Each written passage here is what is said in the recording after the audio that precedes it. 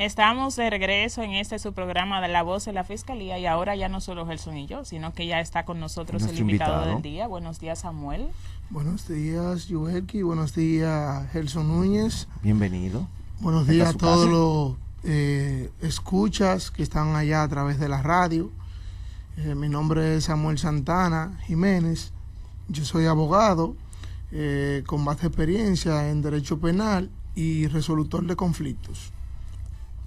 Qué bueno, Samuel, que estás con nosotros en el día de hoy y justamente aprovechando esa expertise, vamos a hablar el día de hoy sobre los derechos de las partes. ¿Qué es eso? ¿Con qué se come? Tú lo tratas así con esa naturalidad y qué bueno, porque así las personas que nos están escuchando en el programa se sienten en confianza y se materializan. Los derechos de las partes en el proceso penal se dividen en varias etapas. Están en primera instancia los derechos de la víctima, que es con quien inicia el proceso. Los procesos tienen tres etapas. Está la acción pública, que es donde el Ministerio Público acciona con el simple conocimiento de la ocurrencia de un hecho punible. Está la acción pública a instancia privada, que es donde esa víctima se acerca al Ministerio Público y presenta formal denuncia o deposita querella en constitución y acto del civil. El Ministerio Público toma conocimiento del hecho y procede con la investigación. Y están también lo que es la acción privada. ¿Qué es la acción privada? Es dicha acción en donde la víctima de un hecho punible se sustenta con un abogado y deposita un escrito directamente ante el tribunal. Por eso se le llama acción privada, porque el Ministerio Público no interviene en ese proceso. También están los derechos del imputado, que es la persona a la cual la víctima acusa de un hecho punible, y está también vinculante lo que son los terceros civilmente responsables en una acción. ¿Con qué se come eso? Lo de tercero civilmente responsable. Ejemplo, un empleado que ejerce función en nombre de la empresa Magnus y Asociado comete un hecho punible que tiene ascendencia penal, pero en la comisión de ese hecho punible tiene una consecuencia de tipo civil, o sea, debe resarcir los daños. ¿Qué pasa? La pena recae sobre la persona física que ejerce la función, pero en ese caso, puntualmente, la empresa puede ser responsable civilmente porque ese empleado ejerce la función en nombre de la misma. Y ahí entra lo que sería entonces la querella contra ese tercero civilmente demandado que viene a ser la empresa. Es correcto. ¿Qué pasa? Se da mucho en los procesos. Debemos recordar que nosotros somos un país que va en constante desarrollo. Todavía nos faltan muchas cosas por avanzar. Entonces, ¿qué se da muchas veces? Las personas van y denuncian un hecho de acción pública, vamos a suponer. Presentan su denuncia ante el Ministerio Público. Un intento de homicidio. El Ministerio Público inicia su investigación, solicita su orden de arresto, se le conoce medida de coerción, se le presenta acusación, pero a todo esto, la víctima que fue afectada con ese intento de homicidio, se le causó daño y perjuicio, no se percata de que para que el juez pueda condenar en daño y perjuicio a la persona que cometió ese hecho, debe querellarse. Entonces, ¿qué pasa? A la hora en que se emite una sentencia definitiva de ese proceso, la víctima cree que el Ministerio Público es el responsable de perseguir las responsabilidades civil de ese imputado, y no es así. Para que usted, como víctima en un proceso penal, se le puedan resarcir los daños civilmente ocasionados, usted tiene que querellarse. Si no se querella, el Ministerio Público, como ente acusador, lo que va a perseguir es en cuanto a la pena.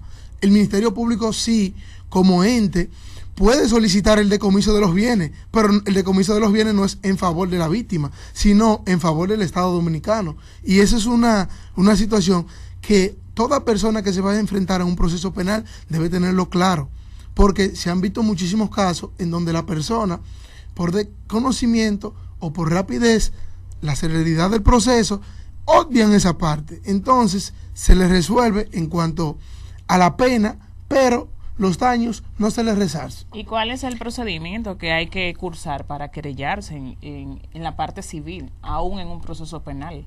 Bueno, como te decía ahorita, en principio el Ministerio Público se apodera mediante denuncia o mediante querella.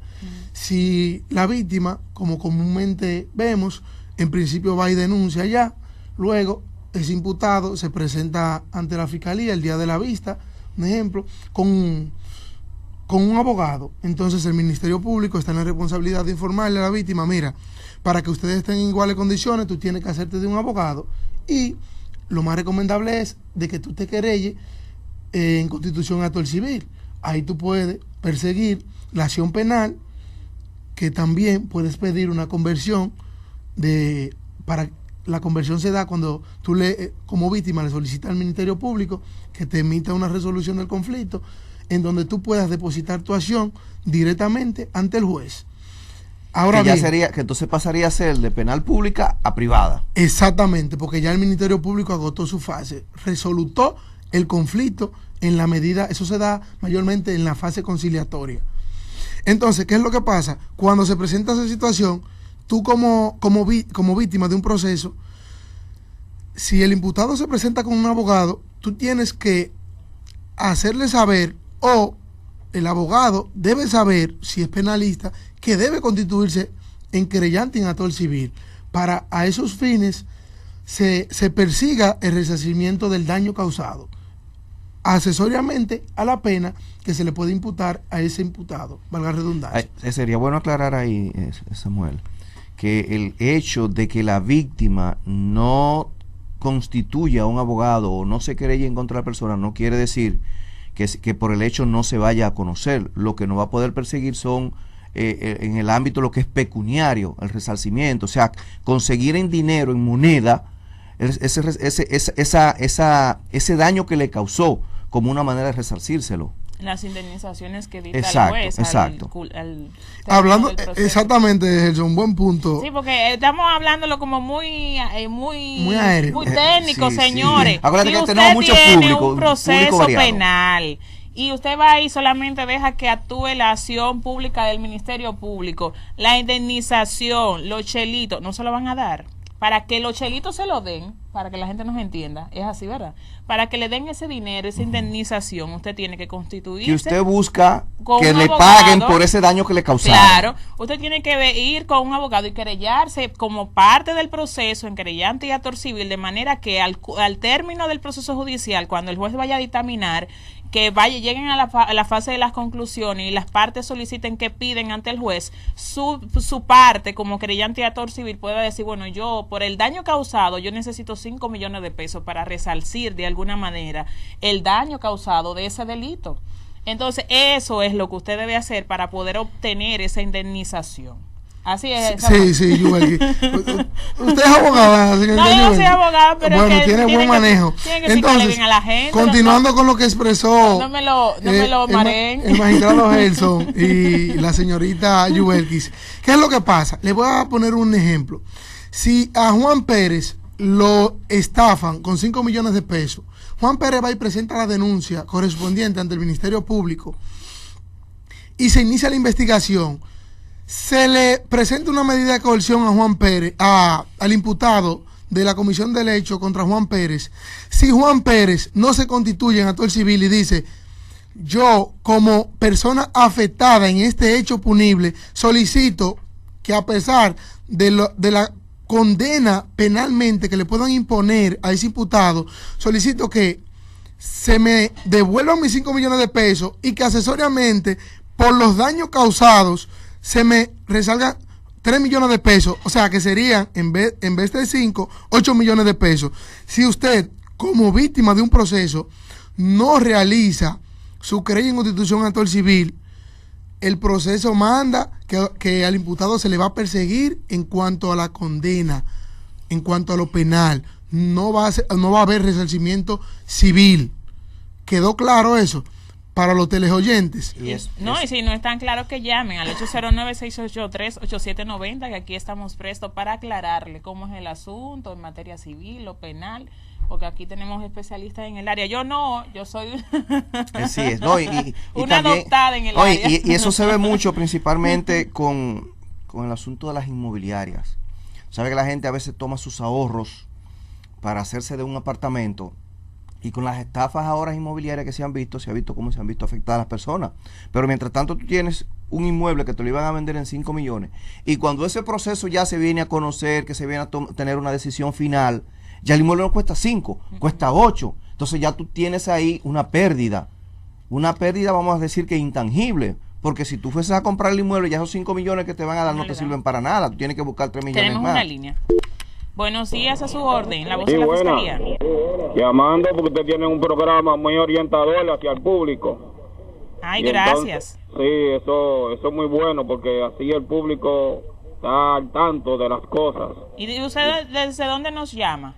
Desde Los Praditos, Freddy Rivera lo llama. Ay, Félix, muchas gracias por la fiel sintonía. Sí, Llegue la voz para que la gente se... en eso de terreno, ¿ustedes no tienen asesoría referente a eso? Bueno, en ese caso tiene que pasar por la Fiscalía del Distrito. Ah, bueno. Pero si nos puede explicar, señor Rivera, en resumen su caso.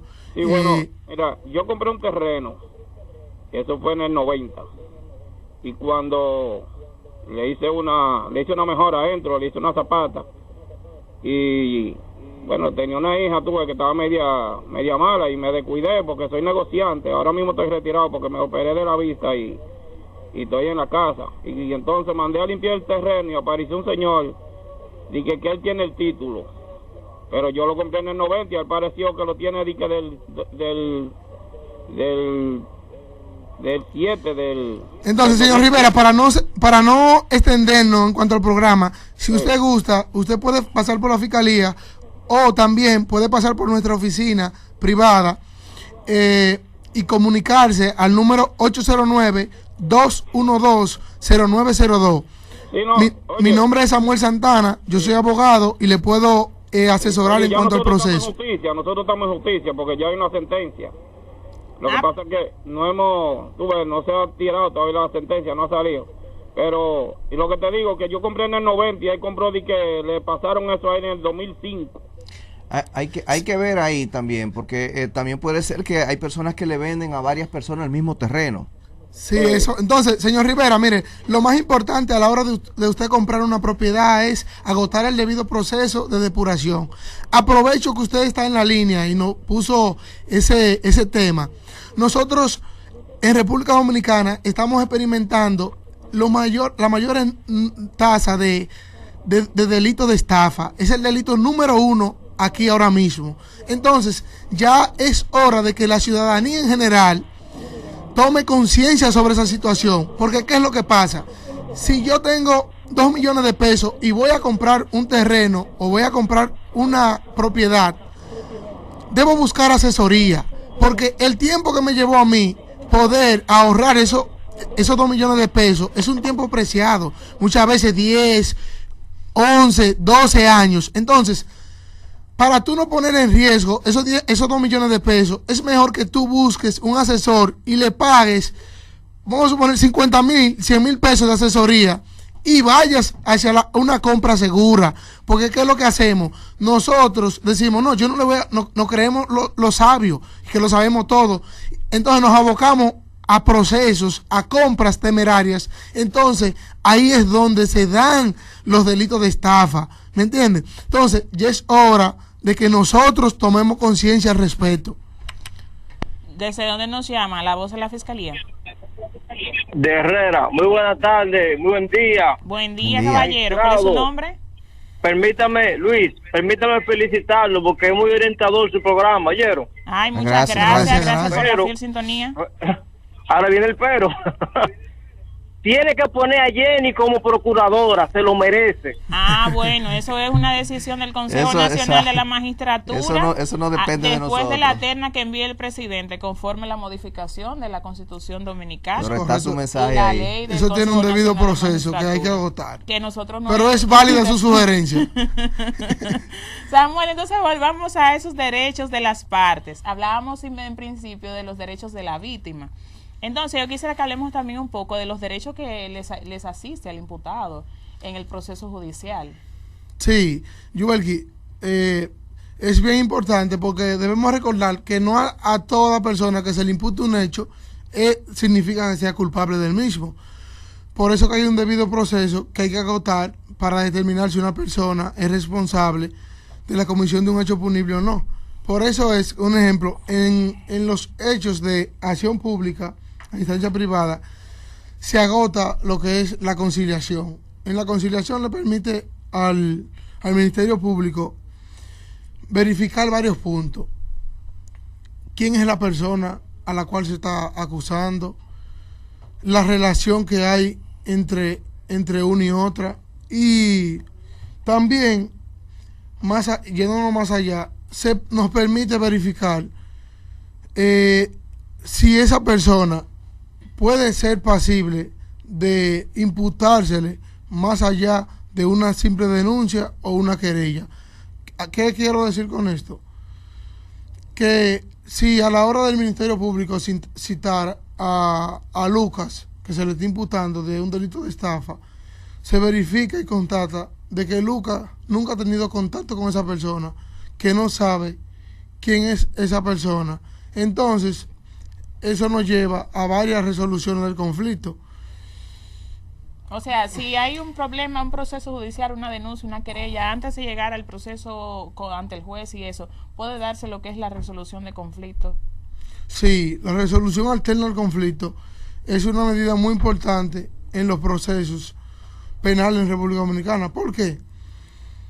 Porque eso permite y decongestiona el sistema. Porque cuando tú todos los procesos los llevas ante un juez, no es lo mismo cuando tú permites la fase conciliatoria, en donde las partes en el proceso pueden decir: magistrado, nosotros vamos a pedir que nos dé un plazo para nosotros reunirnos en privado, como es un hecho de acción pública, de instancia privada, reunirnos en privado y conversar sobre el asunto. Eso puede llevar a la solución alterna al mismo. Diferente a cuando es un hecho de acción pública puramente, que es donde el Ministerio Público verifica los hechos y, dependiendo de los arraigos que tenga, solicita una orden de arresto para fines de medida de coerción.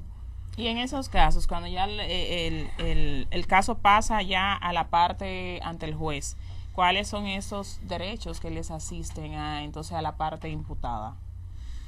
El imputado, como primer derecho que tiene, es de asistirse de un abogado. Tiene derecho a conocer de lo que se le acusa. Tiene derecho a saber quién es la persona que lo acusa, porque ahí eso nos lleva a la conclusión en donde el imputado puede decir: pero yo nunca he tenido contacto con esa persona, yo no lo conozco. ¿Quién es esa persona que me acusa? Entonces, el imputado debe conocer de una forma acabada, según corresponda, porque debemos recordar que el Ministerio Público debe ser cuidadoso a la hora de manejar su proceso, porque si le muestra pruebas al imputado que no es la etapa procesal correcta para ventilarse, eso puede llevar a contaminar el proceso, y aún así el imputado puede ocultar pruebas que están por recopilarse. O sea que en el ámbito refiere, puedo colegir quizás que una parte de esa pudiera ser, si una persona pone una querella o una denuncia, es citarlo para ponerlo en conocimiento de esa denuncia que se ha puesto, a los fines de que él pueda quizás o defenderse o aportar quizás los elementos contrarios a los que ya esa persona tenga. Por ejemplo, en el caso de la persona que dice: Pedro me estafó, yo le di 100,000 pesos para que me vendiera un carro y él no me ha vendido el carro. Entonces hay que citar a Pedro. Podemos decir que se cita a Pedro para verificar si ciertamente eso sucedió, porque puede ser que Pedro diga: no, pero yo ese carro se lo entregué a él en tal fecha. Es correcto, Gelson. Un ejemplo, con la cuestión de los dealers, en los últimos años hemos visto que eso se ha disparado. porque después de la pandemia hubieron muchos dealers que no pudieron mantener el nivel de gasto que llevaban y eso conllevó a muchas quiebras, pero esa quiebra no se fue consigo solamente con la quiebra, sino que arrastra una serie de víctimas, como bien mencionó, en donde personas duraban años ahorrando para comprarse su primer vehículo, para cambiar su vehículo, y venían y le entregaban su dinero a una persona de un dealer, y esa persona, como sabía ya que no podía soportar los gastos, lo que hacía era que amasaba el mayor número posible de víctimas, y cuando ya no soportaba más, arrancaba, cerraba las oficinas, y más nunca se sabía de esa víctima. Entonces ahí veíamos a una víctima desprotegida, porque no había a quien perseguir, porque muchas veces las personas se iban fuera del país y es muy cuesta arriba para una víctima, muy frustrante cuando pone todos sus ahorros en manos de una persona, esa persona se lo arrebata y emprende la huida, después tener que contratar abogado, buscarle donde no hay, para que así se pueda llegar a la etapa procesal en donde se solicite una orden de arresto, para ya sea pedir colaboración a la Interpol y localizar a esa persona en el país donde se encuentre, siempre y cuando, ojo, en ese país donde se encuentre exista lo que es acuerdo de extradición con República Dominicana. Que en los casos en que no existe, entonces se complica el proceso. Se hace imposible. Se hace imposible, a menos que la persona más adelante se mueva a otro país con el cual si tengamos ese Pero acuerdo. eso muchas veces lleva años para llevar una solución a ese conflicto. Por eso que es bien importante, vuelvo y reitero, ciudadano, a la hora de usted hacer una compra, ya sea de un vehículo, de un bien, de lo que sea, agote su debido proceso de depuración. Oriéntese, busque Google, dile un ejemplo, Samuel Autos, a ver si tiene denuncia, si tiene querella. Y eso le va a llevar a ustedes a ahorrarse muchos dolores de cabeza, porque si no agotamos la debida depuración, el debido proceso, eso puede ser fatal para uno a la hora de hacer una compra. Porque si bien tenemos derecho como víctima, parte imputada y demás, es mejor evitarse esa situación, no, claro. Ese mal momento. Y algo que tiene el dominicano es que se deja muchas veces llevar, bueno, vamos a decir que el ser humano en sentido general se deja llevar por las famosas ofertas, que a veces uno ve que el lejos de ser oferta lo que se convierte es en un dolor de cabeza, porque precisamente el hecho de atraer es ponerlo demasiado fácil.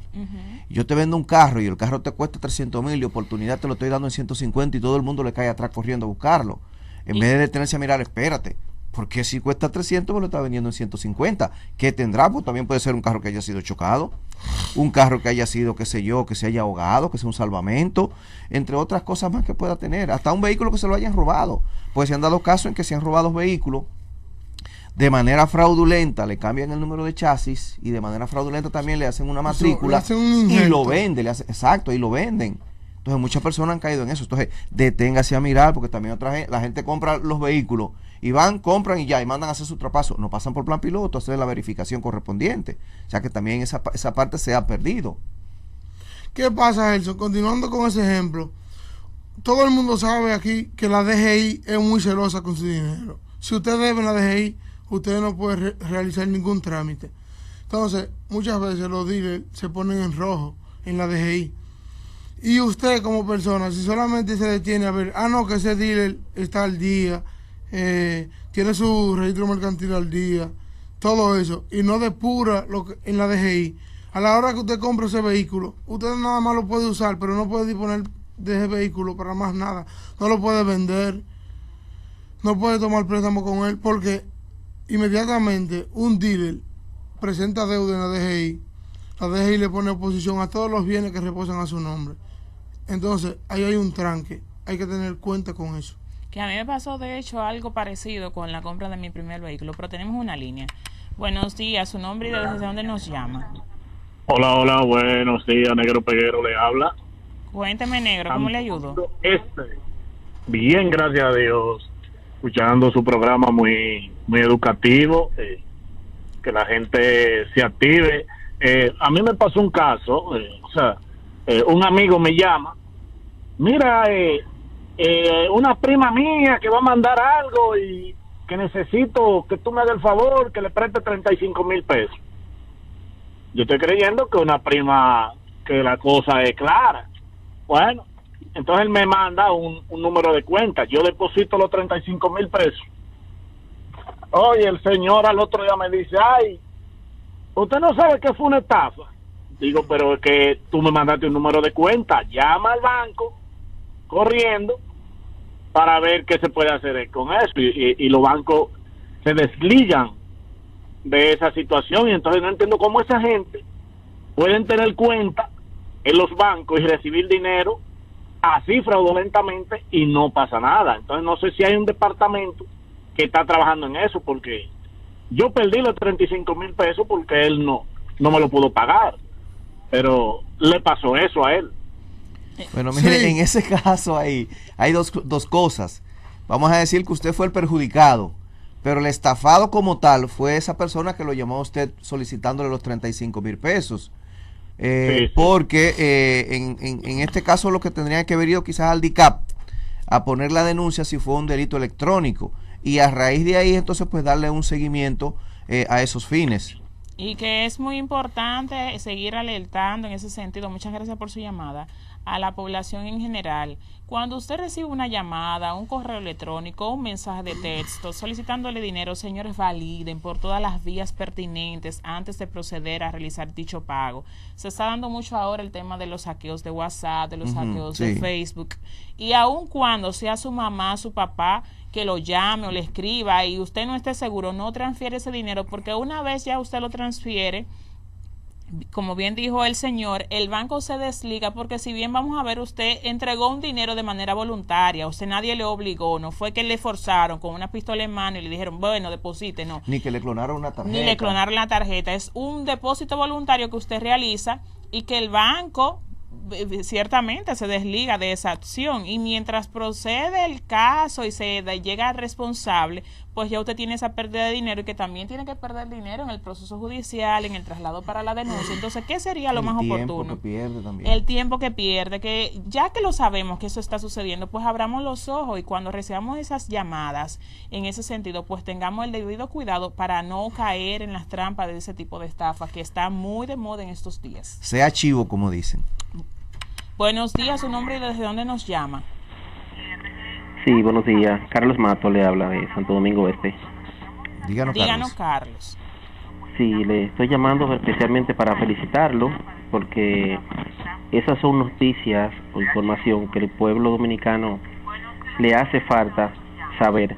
Esos procedimientos donde se cae un proceso legal, porque simplemente vemos, ¿no?, que la justicia está a favor del otro, y no es así. El caso es que hay ciertos pasos que desconocemos, y si no conseguimos una asesoría bien, como está haciendo el licenciado Samuel, se nos cae el caso, y después vemos entonces que hay como una traición de la justicia hacia el menos pudiente, igual que lo necesita. No, es que imagínense, la justicia va a actuar siempre en base a lo que la ley permite.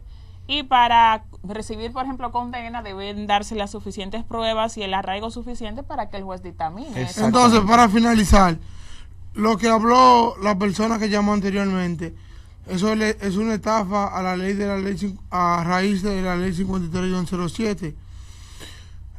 Usted como ciudadano no preste su cuenta a nadie. Tenga mucho cuidado a la hora en que un supuesto familiar le contacte pidiéndole dinero, para que evite ser víctima de estafa. Y de esta manera, Gerson, llegamos entonces al final de su programa La Voz de la Fiscalía. Gracias, Samuel, por haber venido y aceptar nuestra invitación. Yubelkis, entonces pues será ya hasta el próximo sábado que estaremos de nuevo con una entrega más. Continúe con la programación de CDN Radio.